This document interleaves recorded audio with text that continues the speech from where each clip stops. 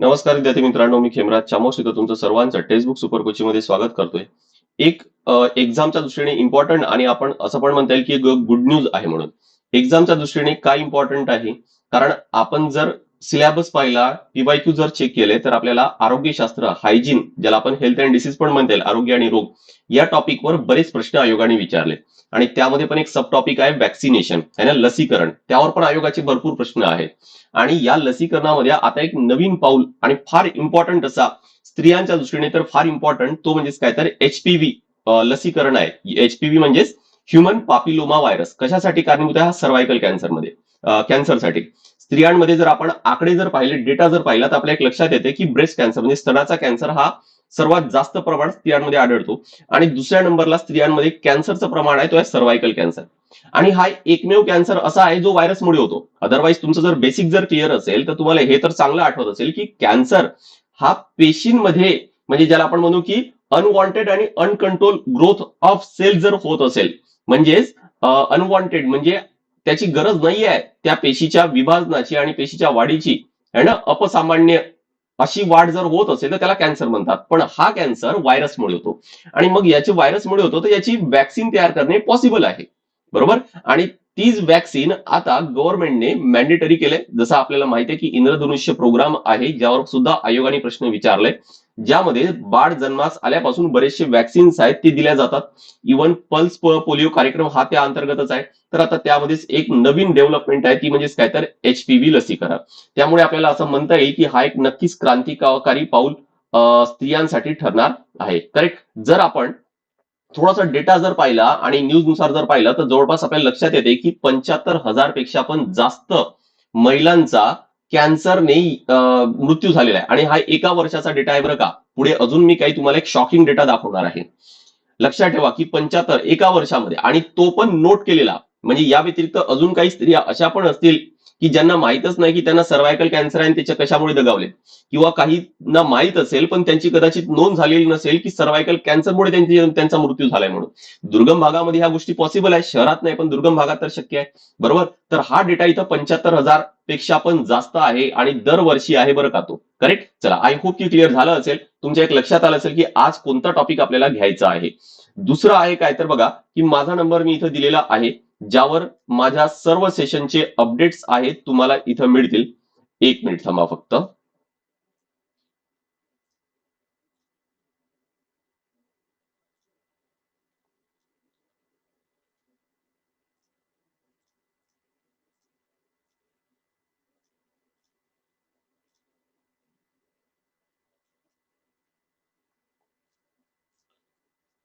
हा, तर माझा नंबर मी इथं दिलेला आहे, ज्यावर माझ्या सर्व सेशनचे अपडेट्स तुम्हाला या टेलिग्रामवर मिळतील. आणि जर इतर कोणतेही डाऊट्स आहेत, जर तुम्हाला एमपीएससी युपीएससी रिलेटेड कोणते क्वेरीज आहेत, इव्हन सिलेबस जरी तुमच्याकडे नाही आहे, स्ट्रॅटेजी काय असायला पाहिजे, बुकलिस्ट काय आहे, सर्वांसाठी माझ्या नंबरवर डायरेक्ट कॉन्टॅक्ट करा. व्हॉट्सअप ग्रुप सुद्धा आपण एक तयार केलाय, तो जरी जॉईन करायचा आहे तरी पण मला त्याच नंबरला मेसेज करा. ठीक आहे.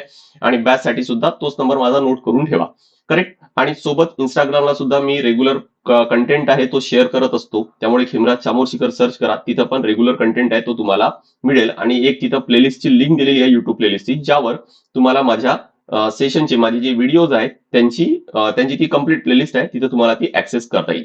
चला पुढे वळूया आपण. आणि नेमका मुद्दा काय आहे तर सर्व्हायकल कॅन्सर बद्दल आज आपण डिस्कस करायचं आहे. आणि यामागे कारणीभूत आहे काय तर तो आहे ह्युमन पापिलोमा व्हायरस, ज्याला एचपीव्ही व्हायरस सुद्धा म्हणतात.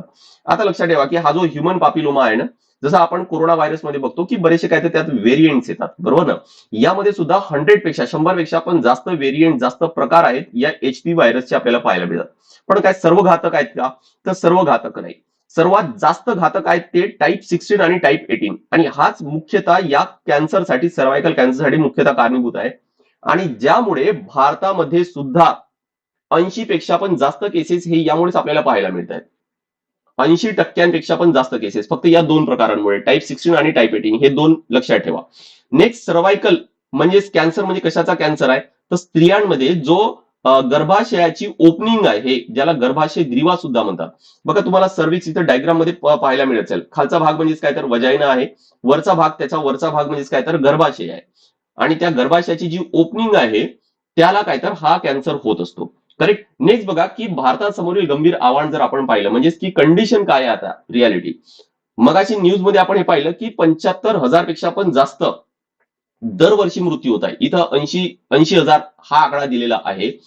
आणि हा सेकंड मोस्ट आहे, हे एक लक्षात ठेवा. म्हणजे ब्रेस्ट कॅन्सर जो आहे हा पहिल्या नंबरला आहे स्त्रियांमध्ये, आणि दुसऱ्या नंबरला काय आहे तर सर्व्हायकल कॅन्सर आहे. नवीन रुग्ण 2022 चा आकडा आहे बरं का हा. 2026 मध्ये आपण आहोत. 2022 चा आकडा तुम्हाला दाखवतोय मी.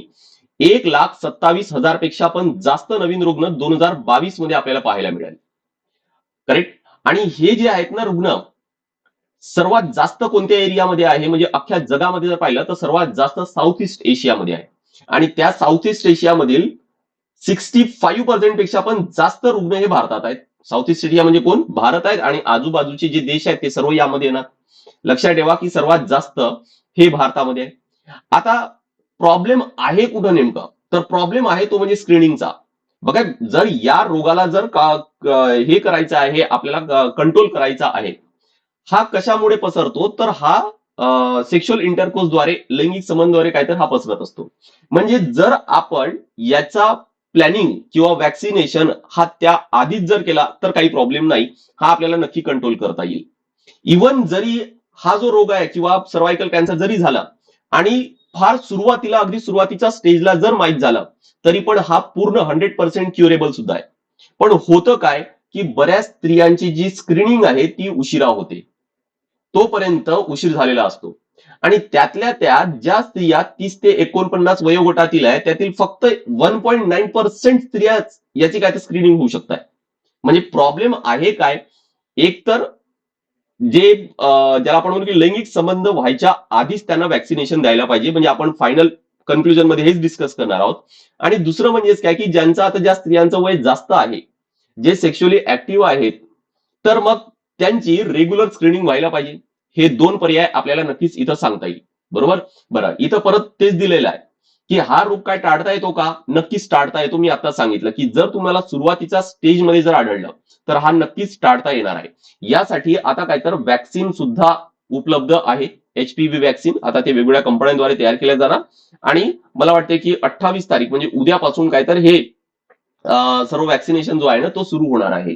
योग्य वेळी निदान केला तर हा 100% बरा होऊ शकतो. आता जर आपण ग्लोबल आणि इंडियाची सिच्युएशन जर पाहिली तर आपल्याला काय लक्षात येतं? एकतर बघा की 90 पेक्षा पण जास्त देशांमध्ये HPV वॅक्सिनेशनची मोहीम आहे ती ऑलरेडी सुरू आहे. आणि रिझल्ट काय आहे की जो आकडा आहे तो खरंच कमी झालेला आहे. म्हणजे भारतामध्ये पण हा आकडा जर कमी करायचा आहे तर हा नक्कीच करता येईल. बरोबर. आणि म्हणूनच आपल्याला असं म्हणता येईल की केंद्र सरकारने एक मोठी चांगला एक पाऊल टाकलेलं आहे, असं आपल्याला नक्कीच म्हणता येईल. दुसरं आहे काय की जर आपण ग्लोबल सिच्युएशनला पाहिलं, ग्लोबल सिनॅरिओ जर पाहिलं, तर काही देशांमुळे देशांमध्ये वॅक्सिन टाळण्याचा प्रमाण हा जास्त आहे. जसं अमेरिकेमध्ये, जसं आपण कोविडमध्ये पण बघितलं की काही देशांमध्ये आणि इव्हन भारतामध्ये तेवढा प्रमाण नव्हता. त्यामुळे काही वॅक्सिन मुळे काहीतरी प्रॉब्लेम होतात, वॅक्सिन नीट टेस्टिंग झालेली नाही आहे, आणि म्हणून काहीतरी बरेच लोक मग वॅक्सिन घेत नाही. आणि याचा प्रमाण ना अमेरिकेसारख्या देशामध्ये हा वाढत आहे. पण भारतामध्ये ही सिच्युएशन आपल्याला पॉझिटिव्ह पाहायला मिळत आहे की बरेच लोक, काही नक्की आहेत, मी असं म्हणत नाहीये, पण काही अजूनही असे आहेत की वॅक्सिनला टाळतायत. पण मॅक्झिमम आपल्याला असे पाहायला मिळतील की जे वॅक्सिनच्या फेवरमध्ये आहेत. आणि म्हणून ही आता असं आपल्याला म्हणता येईल की गव्हर्नमेंटने पण स्टेप्स घेतलेत, आणि एक भारतीयांमध्ये जो सेंटिमेंट आहे तो पण पॉझिटिव्ह आहे. आणि म्हणून नक्कीच आपल्याला ही जी आता लढाई आहे ही नक्कीच लढता येईल, आणि यामध्ये नक्कीच आपल्याला यश मिळेलच. बरोबर. नेक्स्ट आहे काय की आपण जर फॅक्च्युअल डेटा पाहिला, म्हणजे आता ही जी मोहीम सुरू झालेली आहे, हा जो प्रोग्राम आता सुरू झालाय, याचा फॅक्च्युअल डेटा जो प्रिलिमच्या पॉईंट ऑफ व्ह्यूने फार इम्पॉर्टंट आहे. वॅक्सिन कोणाला देण्यात येणार आहे तर लक्ष्य गट आहे 14 वर्षांच्या मुली, म्हणजे 14 वर्षांपेक्षा कमी असायला पाहिजे. कारण काय सांगितलं मी तुम्हाला, तर ते सेक्शुअली ऍक्टिव्ह राहत नाही, आणि ते सेक्शुअली ऍक्टिव्ह व्हायच्या आधीच त्यांना हे लसीकरण व्हायला पाहिजे. किती डोस देण्यात येणार आहे तर सिंगल डोस असणार आहे. आता सिंगलच का? मी मगाशी जसं म्हटलं की 90 पेक्षा पण जास्त देशांमध्ये हे देण्यात येत आहे, त्या देशांमध्ये सुद्धा सिंगल डोस देण्यात येत आहे. आणि WHO ने सुद्धा हेच शिफारस केलंय की सिंगल डोस द्यायचे म्हणून. कुठं देण्यात येईल? बघा, वॅक्सिनेशन जो आहे ना, जो इंद्रधनुष्य प्रोग्रामच्या अंडर आहे, ती वॅक्सिनेशन फ्री आहे. म्हणजे तुम्ही गव्हर्नमेंट सेंटरला जा, तिथं तुम्हाला फ्री मिळतं, पण प्रायव्हेट सेंटरला सुद्धा पैसे देऊन ते वॅक्सिन्स आहेत ते आपल्याला घेता येतात. पण HPV वॅक्सिन ही अशी वॅक्सिन असेल जी फक्त गव्हर्नमेंट फॅसिलिटी मध्येच तुम्हाला मिळणार आहे. ठीक आहे. मुली आहेत त्यांना हे कुठं मिळेल, फक्त गव्हर्नमेंट फॅसिलिटीजमध्ये. मुख्य कारण काय ते पण सांगतो थोड्या वेळामध्ये.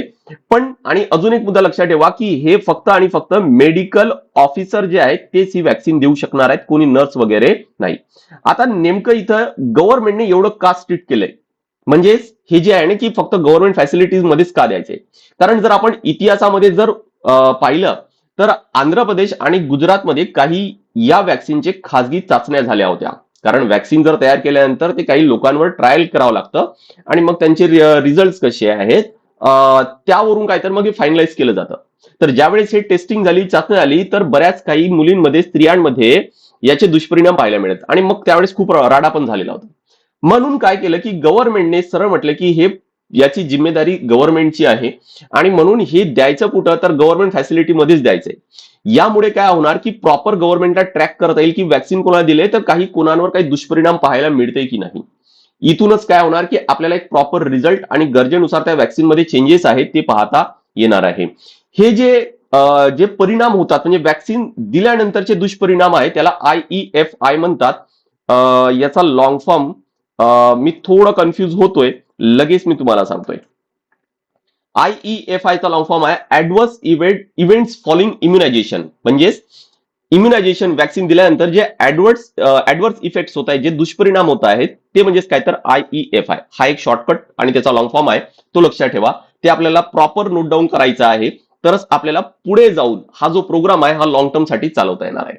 आता तुमचा मुद्दा क्लिअर लक्षात आला असेल तर हा प्रोग्राम कसा सक्सेस करता येईल. पहिला पॉइंट आहे, पहिला मुद्दा आहे की हा सक्सेस करण्यासाठी की आपल्याकडे कोल्ड चेन असायला पाहिजे.